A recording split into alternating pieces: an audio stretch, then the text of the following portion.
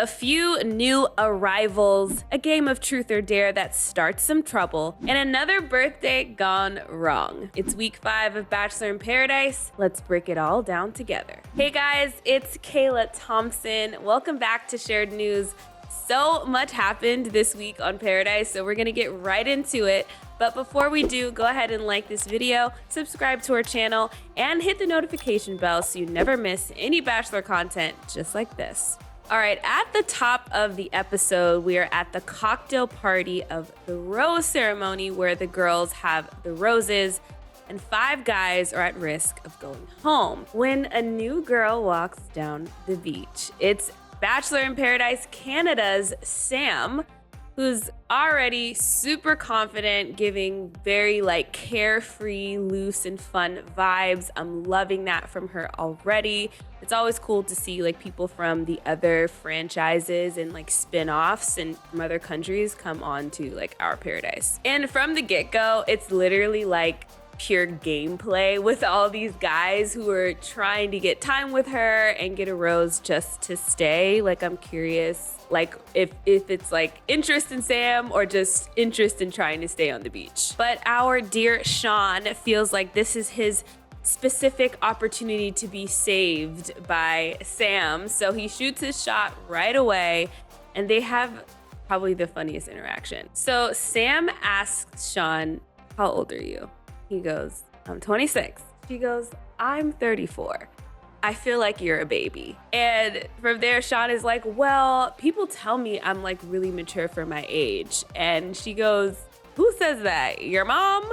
Just hilarious. Sam goes on to say, "Listen, I don't even know if your frontal cortex is fully fused together yet. So I don't know. I don't really know if this is my vibe."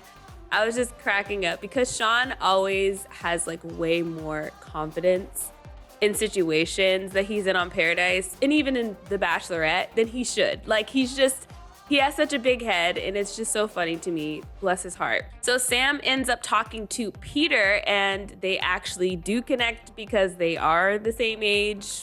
I don't know what else they connect on, but sure, sounds great. He's 33, she's 34. So we move into the rose ceremony, and before we do, Rachel mentions how late into the night it's gotten, and I can tell because Peter is barely keeping his eyes open. Everyone looks exhausted. Brayden is unbuttoning his shirt at the ceremony and doing one of these, fanning himself. I'm these poor people are being made to stay up into the wee hours of the night for the ceremony. Jesse walks in, looks like he needs a nap. Looks like he got woken up from a nap to come start this ceremony. It was just really funny to me. But of course, Kylie starts off, gives her rose to Avon. Rachel gives her rose, of course, to Brayden, because that was a new connection in the last episode. Eliza to Aaron B. Kat gives hers to Tanner. Jess to Blake. Olivia to John Henry. And then we had Mercedes, who's kind of in between Tyler and Will. She gives hers to Tyler. And then Sam, who maybe Sean could have gotten her rose, but no. She gives it to Peter, who is the same age as her. So from there, John B. goes home. God bless. He was so sweet. I kind of wish he got more of a chance on Paradise. Hopefully we'll see him back maybe next season. Sean goes home, Will goes home, who definitely had a rough time on Paradise. I feel bad for him too. I would love for him to come back next season as well. And then Aaron S., who, to be honest, I don't feel that bad. I feel like he should just went home with the last Sam when she went home to go to the bathroom. But anyway, let's move on to the next day. So the next morning, a date card comes in and Olivia reads it and it says it's for Rachel. Kat, of course, thinks that it could be for her because it's her birthday today. So obviously, the date card should have been for her, but Rachel got it and decides to take Brayden on the date. And these two are elated to go on this date together. They're super excited, and I'm not gonna lie, seeing them walk hand in hand and her jump on his back It's cute, like, don't get me wrong, but it's just surreal to me because it's like Rachel was the bachelorette of like the previous season and Brayden was on the last season with Charity. It's just weird to like see them together. It's just, I don't know, it's weird. Let me know if you agree in the comments. So they go on this date and they're basically being made into like human piñatas, which I think is actually really fun and a really cool date for them to go on. So they're painting each other, they're putting glitter on each other. The vibe is like super kissy, giggly. They're all over each other. It's super sweet. It's super fun. And Rachel says that Brayden kind of brings out this other side of her where it's usually really hard for her to loosen up. But with him, it's pretty easy. And Brayden agrees that for him, like he was super down last week and connecting with Rachel definitely brought him out of this rut he was in. And they're making out and they seem pretty smitten with each other. But I'm not gonna lie, something in me is like, I just don't know. I feel like it's a burn hot and fast and burn out type of a vibe.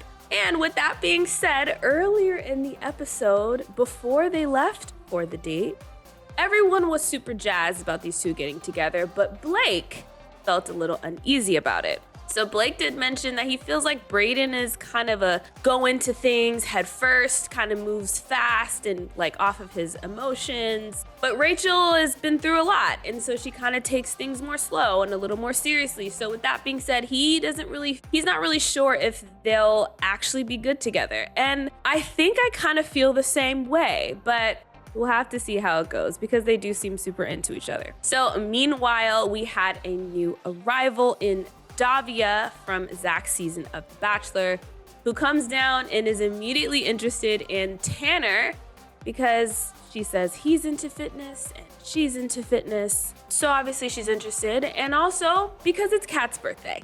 And so the producers want to cause hell. So she comes down and immediately pulls Tanner and basically asks him on the date right away. And after hearing that she has two colored eyes and just seeing how gorgeous she is, he quickly says yes. Tanner's like super into Davia's eyes, which are very interesting. Like one of her eyes is blue and the other is green. It's actually really, really cool.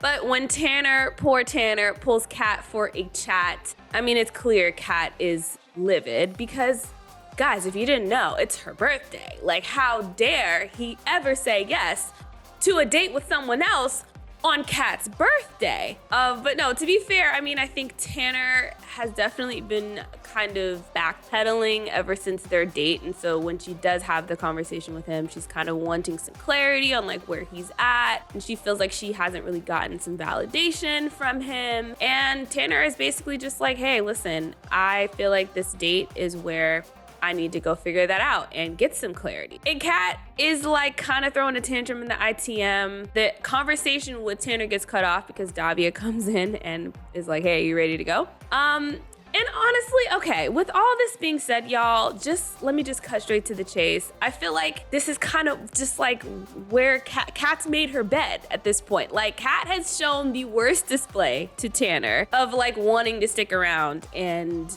see where it goes with her because of how she handled the whole Brayden situation. And that's not news to anyone. Like, they had that conversation the night before the rose ceremony, right? So anyway, Tanner leaves and Kat is still just being really hypocritical, in my opinion. She's like huffing and puffing to Kylie about how, he said yes before he even talked to her first.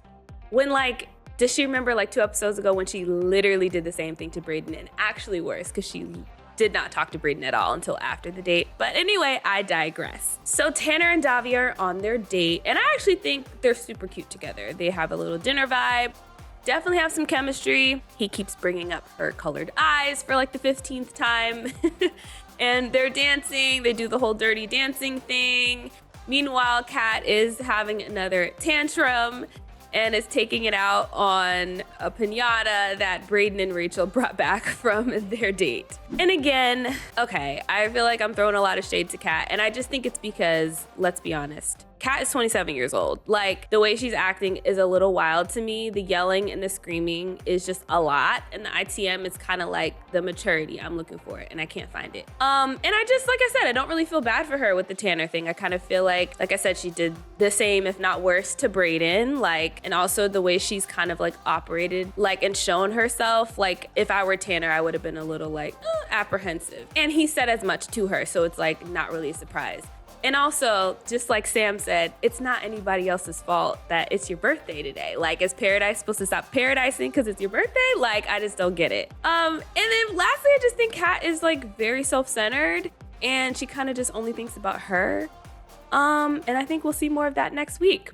But let's move on from Kat. Let's talk about something that happened that night that is just legendary. And I need it to happen every single season of Paradise from here on out. The game of truth or dare. So Sam sees Wells patching up the truth box that Aaron S. destroyed 2 days ago, and this inspires her to gather the gang and play a game of truth or dare. And boy, was I just so elated for this game of truth or dare, because Eliza immediately says that she feels a little uneasy before they start playing because most of these relationships are not very solid. And I said, oh, really? From the edit, I couldn't really tell that anybody was on the rocks or there were any love triangles, so please let me know. Let me see what's gonna go on this game. Let's get messy. Let's just do this. So first, Aaron gets a dare to eat a hot pepper and nearly passes out. We had Brayden be dared to give a lap dance to the most exciting person here, and he chooses Jess, which was like, I was a little confused. Not that like Jess is like, she's super cute and fun, but like most exciting, like, I don't know. Okay, weird, but cool. Tanner gets dared to kiss the girl he's the most attracted to, and he kisses Kylie, who pretty much almost vomits in her mouth. Very awkward moment. Mercedes gets dared to kiss whoever she wants on the daybed, and she picks John Henry. And I'm just like, okay, I'm starting to see what Eliza was saying and what other people were saying about like there's some love triangles going on that we didn't know about. Like, the edit is definitely leaving some things out because this truth or dare game is telling a lot. We have Kat also taking a body shot off of John Henry. Like, there's just a lot of mess going on. But finally, Aaron asks Jess truth or dare.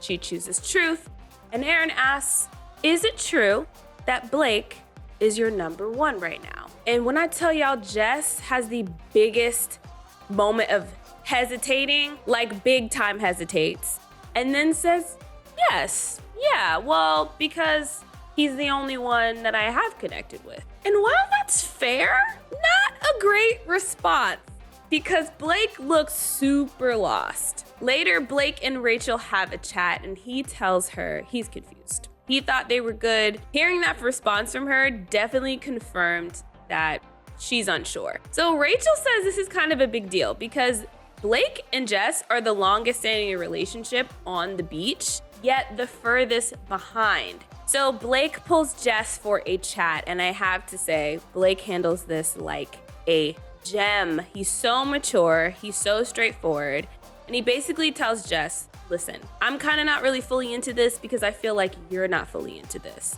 I would be fully locked in if you weren't interested in Tyler and Tanner, and I feel like you don't really know what you want to do, and I think you just need to figure that out. And Jess surprisingly just starts shutting down. She starts crying about how she hasn't put herself out there because of him and because of her friends, and she doesn't know what to do, and this is just really hard. And it's not that she doesn't like him, but she just doesn't know what she wants. And I was like, okay, Jess, like, what is going on? What are you talking about? But then when I took a beat, I kind of understood where she was coming from. I think she is a little like too worried about what other people think and worried about hurting someone's feelings rather than just being real and just kind of going after what she wants and making decisions for herself, regardless of who could get hurt in the process.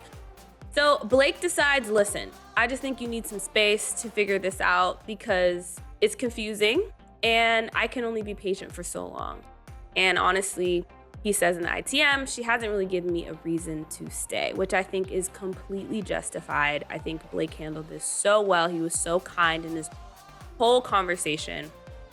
And lastly, I just think that Jess simply isn't that into Blake. I mean, if she really was 100% into him, this wouldn't even be a conversation. Now, if I was Jess, this would not be happening because has she seen Blake with this buzz cut, the backwards cap vibe he got going on, the maturity, the quiet confidence, it's just chef's kiss. But that's me. I don't know. I'll leave it at that. So pretty much the episode ends the morning later with Kat still very upset over the Tanner Davia situation. She still wants to talk to Tanner after she's already talked to Davia and was trying to dissuade her from continuing with Tanner. And it's just it was very annoying and like, girl, okay, whatever. And Brayden is kind of in ITM like, can't help but feel like this is karma. And I can't help but feel like I kind of agree with Brayden. So anyway, that pretty much wraps up this very drama-filled week of Bachelor in Paradise.